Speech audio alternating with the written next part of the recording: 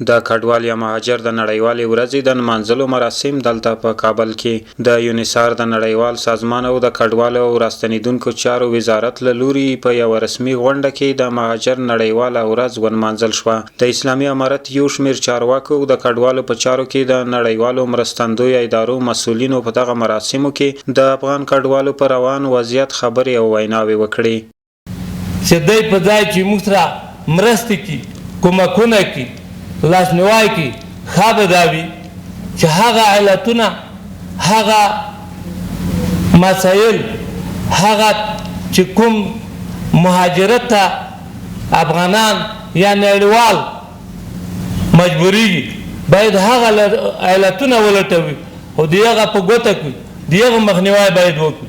په هیواد کې د وروستیو سیاسي بدلونونو له امله ډیری افغانان بهرنیو هیوادونو ته کډوال شول چې ځینې په قاچاقي لارو بهرنیو هیوادونو ته تللي او د تلو پر مهال له ګڼ شمېر ستونزو سره مخ شوي دي. It is actually estimated that more than 6 million the displacement has not been across witnessed displacement inside the country. اسلامي امارت په دې وروستیو کې پراخه هڅې پیل کړي دي ترڅو بهر میشتي افغان کډوال بیرته خپل هیواد ته راستانه کړي. د مهاجرینو چارو وزارت د خپل هیوادوالو لپاره چې لا هم د هجرت په دیار کې خپل هیواد ته د راستنېدو لپاره انتظار دي ګټورې طرحې او پروګرامونه په پام کې لري. داخلي بېځایه شوي کډوال هم د نړیوالو خیریه بنسټونو له یو لړ مرستو برخمن شوي او خپلو سیمو ته د بیرته ستنېدلو هڅې روانې دي.